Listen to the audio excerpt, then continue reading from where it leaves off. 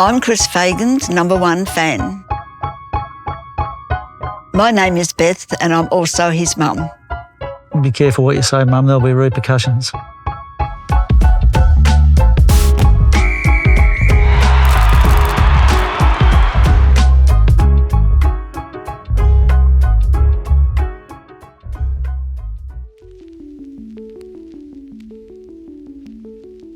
So that's Dad's watch. I'd given it to him when he was 60 and he was 85 when he died. And I wanted to bring something of Austin with me for his first grand final, and that's what I did. And I thought it was an omen that I had his dad with me. And Austin always wore his watch, no matter when. And then I took it again last year as well. It's a really nice thing to see this and to know that Dad wore it. I feel like I followed in his footsteps. I was able to sort of do it at a higher level because of the sacrifices that him and Mum, he's supposed to get emotional at these things, made for me, and it means a lot to look at it. I sort of wish that he could have been at the games when we won the premierships, because I could have said thanks to him in person, but it wasn't to be the case. I think he would know, but geez, you're not supposed to, mate. You're not supposed to do this to me, but yeah, that's sort of what it means to me.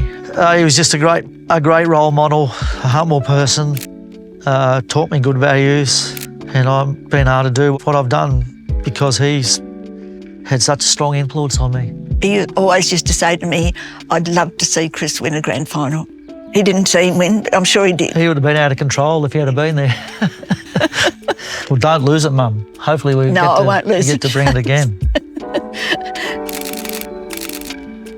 The inspiration for Chris for coaching football came from his dad. He was the coach. I used to go with Dad to football training and hang around with him while he coached the other guys, and I'd have a football with me and be having a few shots and mucking around. It was a pretty tough town, Queenstown, so I learned to swear pretty early in the piece by going to football training as well. Obviously, it's never come across during my life, Mum. You know, I don't swear much. No, well, your dad didn't swear either. I can remember Dad bringing some of the players down to our house for dinner and sitting around the dinner table with them, and while they have their banter and talk to each other. And it sort of struck me that he was a little bit before his time, and that he seemed to be a relationship-based sort of coach. And it's sort of interesting, you wouldn't know this, but last night I had the 7 or 8 new players that we've drafted around to my house to have a meal. What they all have to do when they first arrive at the club is tell their life stories in front of the whole group. Last night was about me telling them my life story so that they can get to know me as a coach, and we have a meal together. But I reckon I got that idea from Dad 50 years ago, because I loved it when those players came to our house for dinner, and I loved how they loved him. Clearly, they looked up to him. Dad was a big influence on me and the way that he coached even a long time ago. You just can't not treat people as individuals, because they are. They know that he's honest with them. They say he's a father figure, and he is. But I don't think that hurts. But the fact that they say that he's a mentor as well, I feel very proud of that, because that's something that I've never heard other people say about their coaches.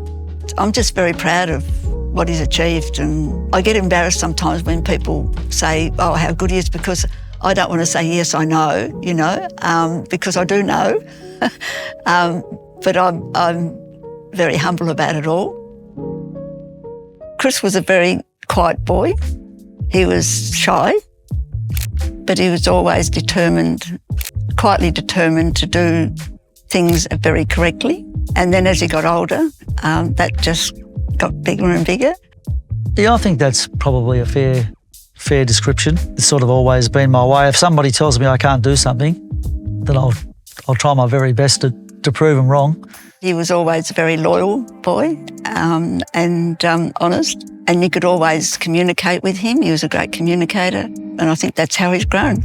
I can remember a guy at school telling me I wouldn't be much good at football. And I didn't say anything much to him, but I never forgot that. And, I think about 2 or 3 years later, I was playing for Tasmania. I think I played my first game for Tassie in a representative side as a 19-year-old. So when I ran out that day, though, I had that bloke's words in my mind. I just thought, it's just sort of been one of those things in my life. I guess I just sort of, someone tells me I can't do something, I'll try pretty hard to do it. He actually started playing football, I think it was in grade 4, and his first coach, I should say, was Sister Christopher, one of our nuns. So I was coached by a nun. Yeah, I loved it because it just meant we went over to the Oval every lunchtime and played footy, which was very enjoyable for someone like me. On reflection, even though she didn't know what she was doing, she did know what she was doing, because the best way to learn to play the game is to play the game. Her inability to coach the skills sort of helped us get great game understanding because we just played. And that was fun. That's the best part about it. That's Sister Christopher. That's Sister Christopher. And that's Chris down there on the right.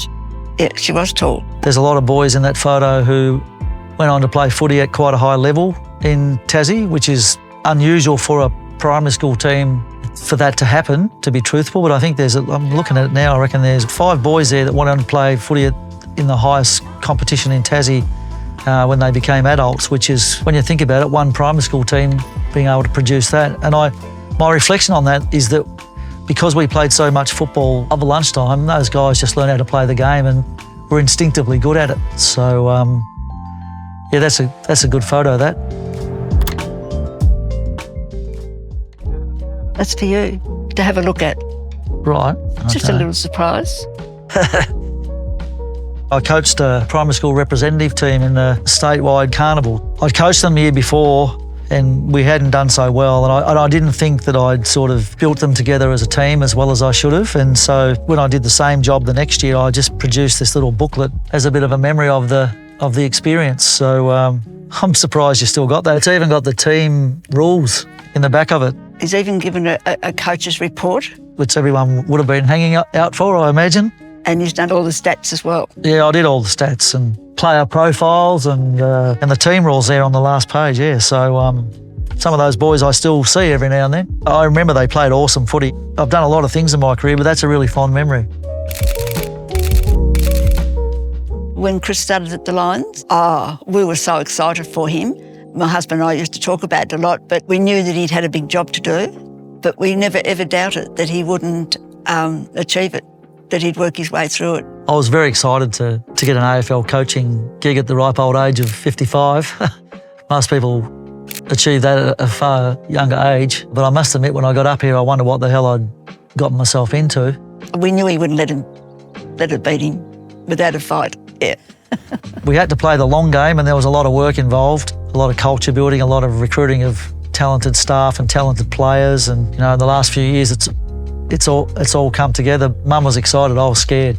Felt like a daunting task. And would we ever get there? And how much patience would those in charge show towards me? But fortunately, those people did. And yeah, we've now got a really successful footy club, which is one of the most exciting things I've done in my life.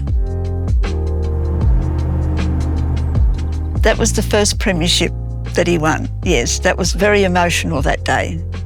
I guess when you see your family and you've just been the coach of a premiership side, it's sort of like that time when everything that you've worked hard towards has come together, and there's a lot of emotion in that hug. Sure it was. There's a lot of saying thank you for all that you've done for me across the years. I wish Dad could have been there. He's obviously passed away a few years back, but yeah, you look at that and just go, all those times you took us to training, all those times you travelled around the state for different sporting events, all those times you gave me emotional support when I needed it. That moment sort of like makes it all feel like it was worthwhile. Yeah, I just love what he does and how he goes about it all. I couldn't ask for anything more as a son. And now don't make me cry. I'm Chris Fagan and my mum Beth is my #1 fan.